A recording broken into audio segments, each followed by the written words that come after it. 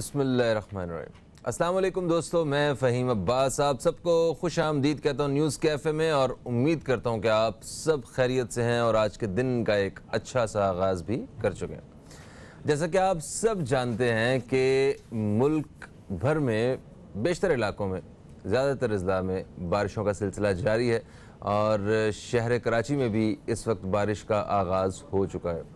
परसों होने वाली बारिश की वजह से जितने भी नुकसानात हुए हैं वो सारे आपके सामने हैं। जो तबाहकारियाँ हुई, आपको सब कुछ मीडिया के ज़रिए पता चल गया कि कितनी आबादियाँ ज़ेरे आब आईं, और जानवर तो जानवर, बहुत से इंसान भी इस बारिश में बह गए।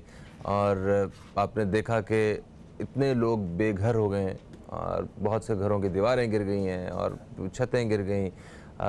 माली नुकसान पहुंचा, लोगों को जानी नुकसान भी पहुंचा। तो ये बारिश हमारे लिए इस वक्त मुश्किल का सबब बनी हुई है। और इसी के साथ साथ हम ये भी देखें कि हमारे मुल्क को बारिशों की कितनी अशद ज़रूरत भी थी और ज़रूरत है भी। पाकिस्तान में पानी की कमी आपके सामने है, मगर खैर हमारी इंतज़ामिया जो है, मतलब गलत इंतज़ामिया की वजह से, मैनेजमेंट की वजह से हमें जो है इन से दुश्वारियों का सामना करना पड़ रहा है। हम उम्मीद करते हैं कि आज होने वाली जो बारिश है वो इतनी ज़्यादा नुकसानदेह नहीं होगी, और इससे हमें भी कुछ थोड़ा सा मेरा ख़्याल है एहतियात करने की ज़रूरत है। हमें एहतियात इस तरह करनी है कि बिला वजह घर से बाहर नहीं निकलना है बारिश में, और अपने बच्चों को घर से बाहर निकलने की इजाज़त मत दें। घर से बाहर निकल के उन्हें बारिश में नहाने की इजाज़त मत दें, क्योंकि बहुत सारे वाक़यात माज़ी में हमारे सामने आए हैं जहाँ करंट की वजह से, करंट लगने की वजह से बहुत सारी इंसानी जानें जो हैं वो ज़ाया हुई हैं। उसके अलावा बहुत क्योंकि सड़कों पे पानी वगैरह इकट्ठा हो चुका है, तो पता नहीं चलता है कि नीचे गटर है, गटर का ढक्कन खुला हुआ है, क्या है। आपको पता है हमारे शहर के मामला, तो बिला वजह घर से बाहर निकलने की हमें बिल्कुल ज़रूरत नहीं है। एक एमरजेंसी का ऐलान कर दिया गया था कि शहर में सैलाब आ सकता है, और कराची में मुख्तलिफ़ इलाकों में सैलाब की सूरत हाल पैदा भी हुई। लोगों के घरों में पानी आया है, कई फुट तक पानी था, और लैंड स्लाइडिंग भी हुई है, क्योंकि कुछ ऐसे इलाके भी मौजूद हैं यहाँ पे कुछ मिट्टी के पहाड़ से बने हुए हैं। यहाँ कराची में उन्हें मिट्टी के तोदे कह सकते हैं आप, तो वो भी बारिश की वजह से जब गिरे हैं तो लोगों का माल, मतलब बाइक्स वगैरह और उनकी गाड़ियाँ वगैरह, वो उनको नुकसान पहुँचा है। शुक्र अल्हम्दुलिल्लाह कि कोई इंसानी जान का नुकसान नहीं हुआ है। इस वक्त इदारे जो हैं वो अपने अपने तय काम कर रहे हैं, मगर अखबार की रिपोर्ट के मुताबिक जो सूबाई डिज़ास्टर मैनेजमेंट अथॉरिटी है, उनका अभी तक कोई अता पता नहीं है, और उनका वैसे कहना है कि हम अपने काम में मसरूफ़ हैं। शायद काम कर ही रहे हों, क्योंकि इतनी ज़्यादा आबादी है, इतना बड़ा शहर है, इतना बड़ा इलाका है इनके पास, पता नहीं कहीं ना कहीं काम कर ही रहे होंगे। वैसे भी हमारे यहाँ वसाइल की कमी का हमें सामना रहता ही रहता है, तो एक दूसरे की मदद करने के लिए जो आप बेहतर किरदार अदा कर सकते हैं वो किरदार अदा कीजिए। मैंने एक वीडियो देखी, मुझे बहुत ही खुशी हुई। उस वीडियो में एक पैगाम उन्होंने लोगों तक पहुंचाया कि आपके घर की अगर दीवार टूट गई है या अगर कोई मसला हो गया है तो आप प्लीज़ कुछ मत कीजिए, आप सिर्फ हमें बताइए, हमारी टीम आएगी, आके देखेगी और आपकी दीवार जो है वो आपको बना दी जाएगी फ़ी सबीलिल्लाह। तो अल्लाह ताला के नेक बंदे मौजूद हैं। मतलब इसी तरह अपने तय जो किसी की मदद कर सकते हैं हम लोग, किसी के लिए आसानी पैदा कर सकते हैं, किसी की इस बारिश की वजह से पैदा होने वाली मुश्किल में अगर हम कमी पैदा कर सकें, तो मेरा ख्याल है ये हमारा एक अखलाकी तौर पे एक किरदार है जो अदा करने की ज़रूरत है। एक वक्फ़े की तरफ बढ़ेंगे, वक्फ़े से वापस आएंगे तो इसी हवाले से आप दोस्तों से बातचीत का सिलसिला जारी रहेगा। कहीं मत जाइए, अब तक देखते रहिए न्यूज़ कैफ़े, देखते रहिए।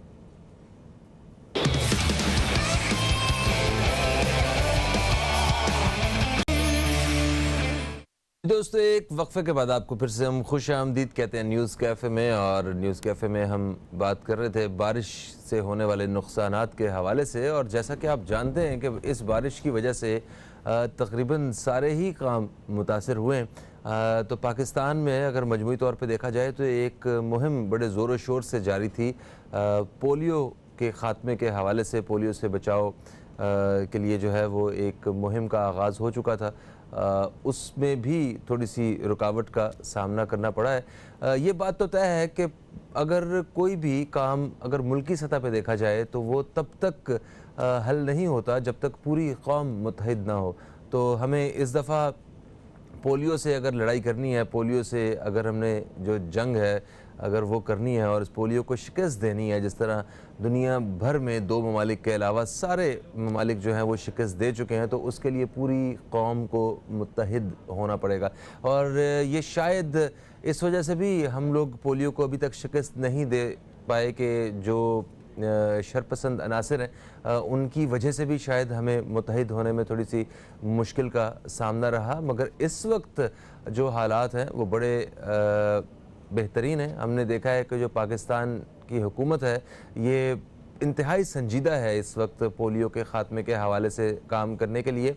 और हमने जितने भी माहिरीन से बात की है या जितने भी जो इस मुहिम में जो लोग हिस्सा ले रहे हैं उनसे भी जब बात की तो हमें अंदाज़ा हुआ कि लोगों का जो इस वक्त बिहेवियर है वो भी बड़ा मुस्बत है इस हवाले से। और पोलियो के ख़ात्मे के लिए इस वक्त हर पाकिस्तानी शहरी जो है वो कोशा है। और इसकी सबसे बड़ी जो सपोर्ट हो सकती है अगर हम लोग कुछ कर सकते हैं तो वो ये है कि अपने बच्चों को पोलियो के कतरे हर हाल में पिलाएं। और ऐसे लोग जो आज भी अगर आटे में नमक के बराबर या इससे भी कम तादाद में अगर कुछ ऐसे लोग मौजूद हैं, ऐसे घराने मौजूद हैं जो अपने बच्चों को पोलियो के कतरे नहीं पिलाने के हक़ में, तो हम उनको मतलब अवेयर करें इस चीज़ से, उन्हें आगाही जो है वो उन तक पहुँचाएँ कि भाई खुदा का वास्ता है अपने बच्चों को पोलियो के कतरे पिलाएं। क्योंकि इस तरह के किसी एक केस की वजह से भी पोलियो अगर यहाँ पर रह गया तो हमें कई साल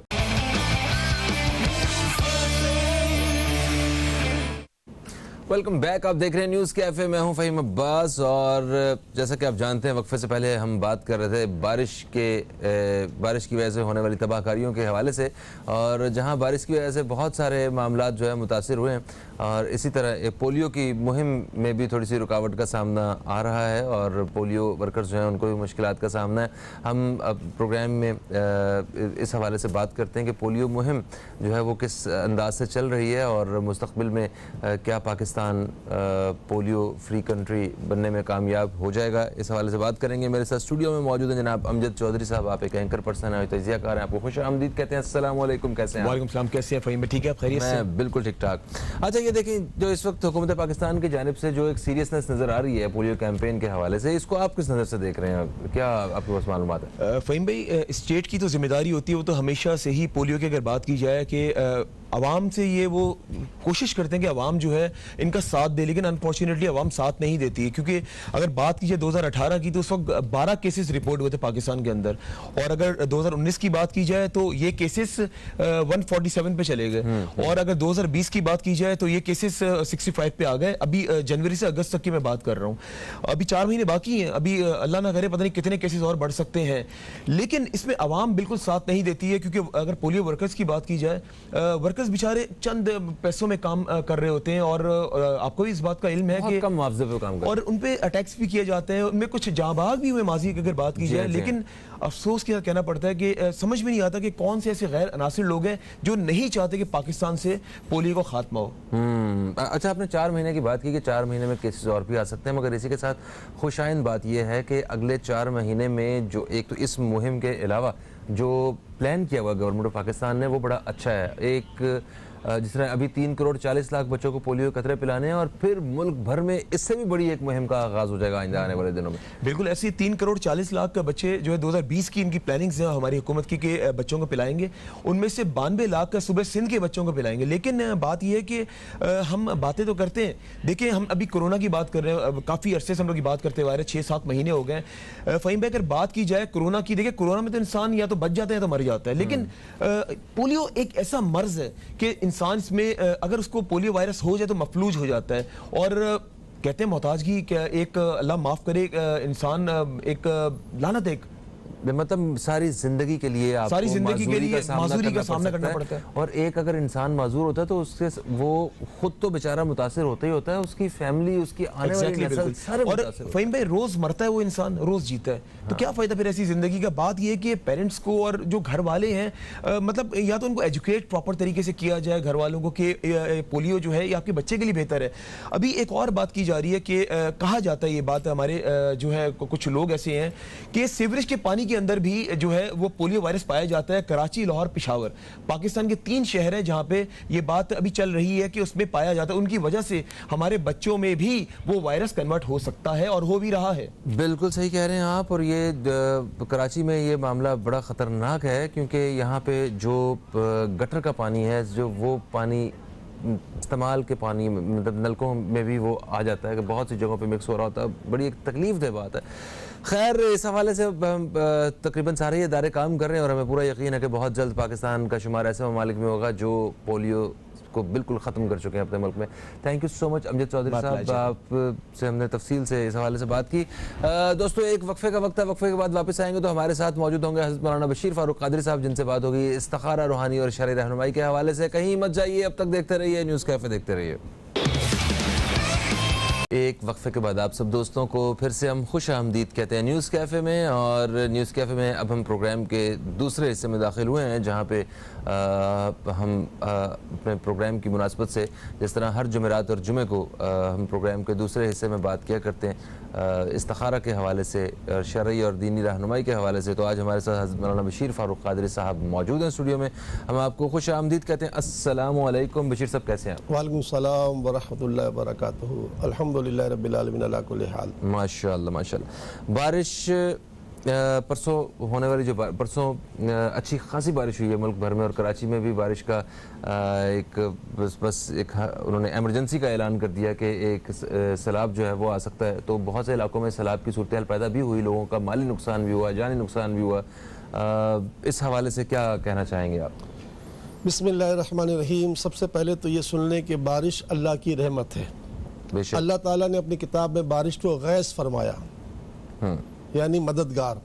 अल्लाह मददगार है और बारिश मददगार है। ये कैसे हो सकता है कि मददगार किसी को मार दे? बारिश बहुत बड़ी रहमत है। और हमारे साथ जो जुल्म हुआ है पिछले 73 वर्षों में, ये देखा जाए कि हमारे जो अरबाब इक़्तिदार रहे और आज भी जो मौजूद हैं, ये सुन ले कान खोल के कि जितने से लिखे 15 अफराद जो है बेचारे शहीद हो गए। अगर कोई शख्स अपनी गलती से बेचारा शहीद हो गया वो अलग बात है, वरना जो रियासत की गफलतों की वजह से, के इलेक्ट्रिक की वजह से, वाबला की वजह से, या लोगों की ज़िंदगी को बहाल न करने की वजह से जो है शहीद हो गया, तो ये सारा खून सदर पर भी, वज़ीर आज़म पर भी, चीफ ऑफ आर्मी स्टाफ पर भी, चीफ जस्टिस, सब पर आएगा। बड़ों पर तो छोटों पर भी आएगा। तो ये सुन ले सब जितने बड़े अहबाब हैं, उन्हें चाहिए कि अब हम अपनी ज़िंदगी को चेंज करें। कितने खून इनके सर पर आएंगे, कितने जवाब देना पड़ेगा, यहाँ भी वहाँ भी।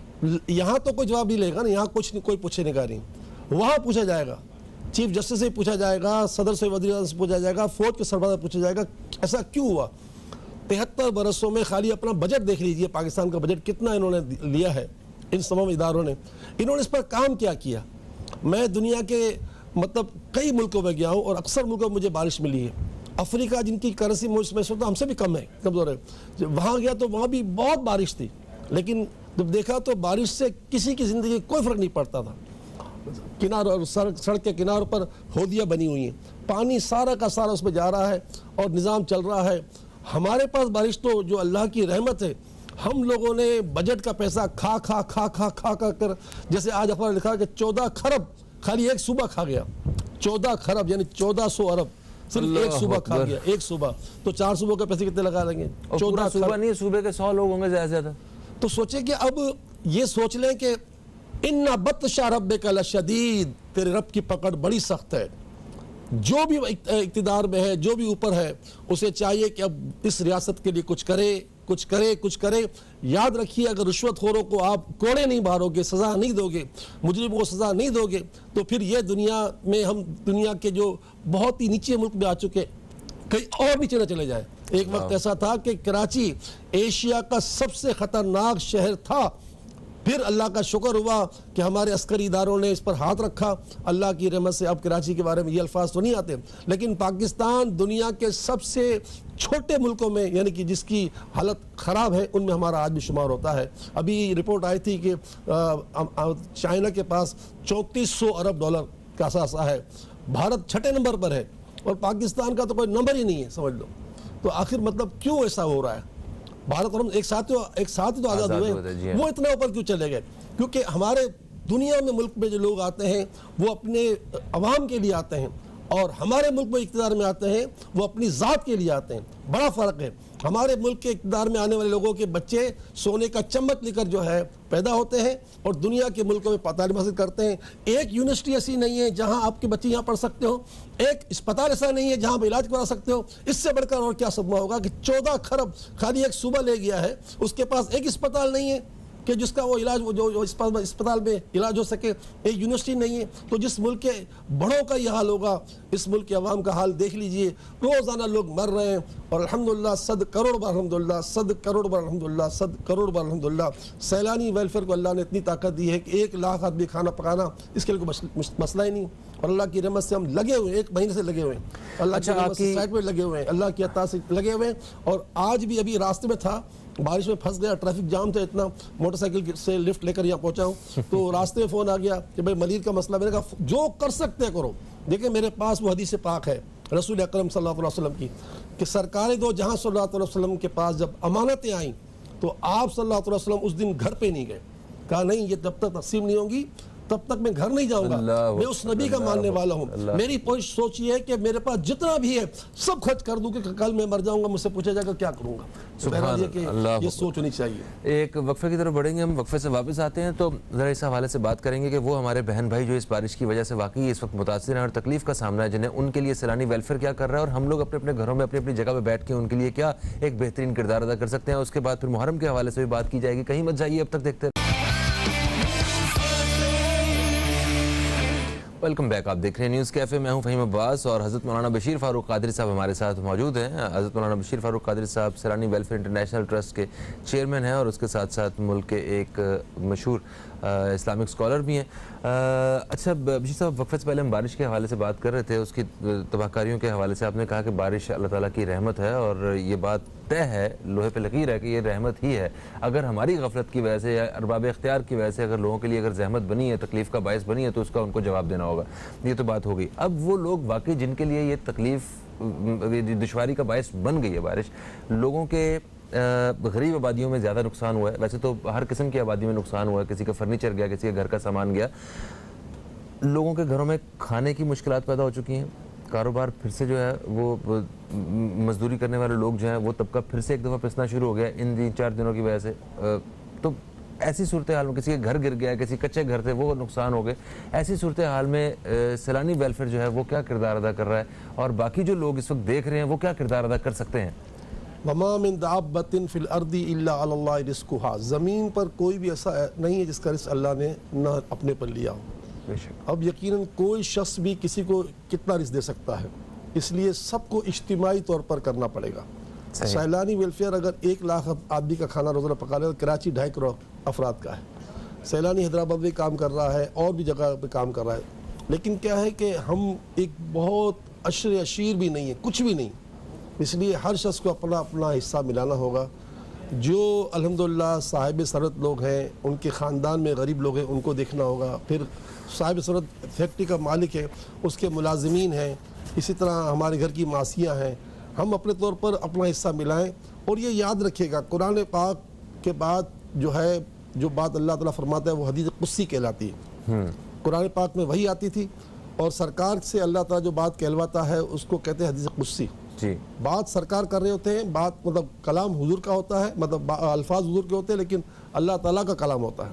सही हदीस कुस्सी में वाज़ेह इरशाद है कि जब तक मेरा बंदा मेरे बंदे के काम में लगा रहेगा, मैं अल्लाह की ज़ात उसका काम खुद करूँगा। तो अगर हर शख्स सोच ले कि मेरे काम अगर मुझे बनाने हैं तो सबसे पहले मैं मुखलिस होकर बग़ैर किसी शोहरत के, बग़ैर किसी मत मेरे के सोशल मीडिया में अपनी तस्वीर चलाने के मैं अल्लाह के बंदों के काम में लग जाऊँ।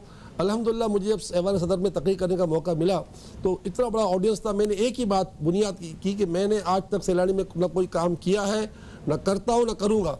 मैंने एक ही काम करता हूँ, मेरा काम है मैं बंदों की खिदमत करूँ, बाकी सारे काम मेरे अल्लाह ताला कर देता है। तो ये तस्वीर होगा हर शख्स का कि मेरे काम मेरे अल्लाह करे, तो फिर मेरे काम रिमोट क्या कर सकता है? रिपोर्ट की तो कोई औकात ही नहीं है ना। जब अल्लाह करेगा, जो कुल फयकून की ज़ात है, जो इन्नका फ़ाअलुल लिमा युरीद है, यानी जो चाहे करे, जो मतलब यानी कि इन्नल्लाह अला कुल्लि शैइन क़दीर ज़ात है, अगर वो हमारे काम अपने ज़िम्मे करम में ले ले तो हमारे काम कैसे नहीं बन सकते। तो अल्लाह का करम है कि आज कराची का कोई बड़े से बड़ा कैटरिंग, कराची तो क्या बल्कि पाकिस्तान को कोई बड़े से बड़ा मतलब यानी कैटरिंग जो है 1 लाख आदमी खाना पका के नहीं दे सकता। मुझे आप बोलो, मैं आपको शाम तो पका के दे दूंगा इंशाअल्लाह। वाह क्या बात है, माशाअल्लाह। अच्छा, एक चीज़ का और मुख्तसरन बताइएगा कि जिस तरह रिस्क का वादा अल्लाह ताला ने किया, रिस्क अल्लाह ने देना है ना जी हाँ। तो अगर किसी बंदे को अल्लाह ने रिस्क देना है और उसमें मतलब मैं या कोई भी शख्स जो है उसकी भी कोई ना कोई ड्यूटी लग गई है अल्लाह के काम में, अगर हमारी जिम्मेदारी अगर लग गई है तो वो कितनी बड़ी एक सादत की बात है। उसकी उस पर एहसान अल्लाह ताला का, उस बंदे का, उस बंदे पर जो जिसकी जिम्मेदारी लग गई है। इसीलिए बुजुर्गान दीन जब किसी को ज़कात देते थे कहते तुम्हारा शुक्रिया कि तुम हमसे ज़कात ले रहे हो, हम ज़कात कहाँ देते? सुभान अल्लाह, सुभान। मस्जिदें ना होती तो नमाज कहाँ पढ़ते? वाह वाह वाह वाह, सुभान। तो ये जो ज़कात दे रहा है, जो सदकात कर रहा है, जो किसी की मदद कर रहा है, वो ये सोच ले कि ये अल्लाह का एहसान है कि ये लेने वाले मौजूद हैं। एक वक्त अब आएगा, एक वक्त का कानून ये हदीस पाक मौजूद है, एक वक्त आएगा कोई भी ज़कात लेने में बाकी नहीं बचेगा पूरी दुनिया में। एक वक्त ऐसा आएगा कोई नहीं बचेगा ज़कात, उस वक्त क्या करोगे आप? तो मतलब कहने का ये कि हम अपना जो हिस्सा मिला रहे हैं, हम नहीं मिला रहे, हमसे हमारा परवरदिगार काम ले रहा है। अल्लाह ताला बस इस तरह काम लेता रहे हमसे। एक वक्फे के बाद आपकी खिदमत में दोबारा हाजिर होंगे हम। कुछ सवालात हम तक पहुँचे हुए हैं, आज सवालात थोड़े से कम होंगे मगर फिर भी हम सवालात शामिल करेंगे। कहीं मत जाइए, अब तक देखते रहिए न्यूज़ कैफ़े, देखते रहिए।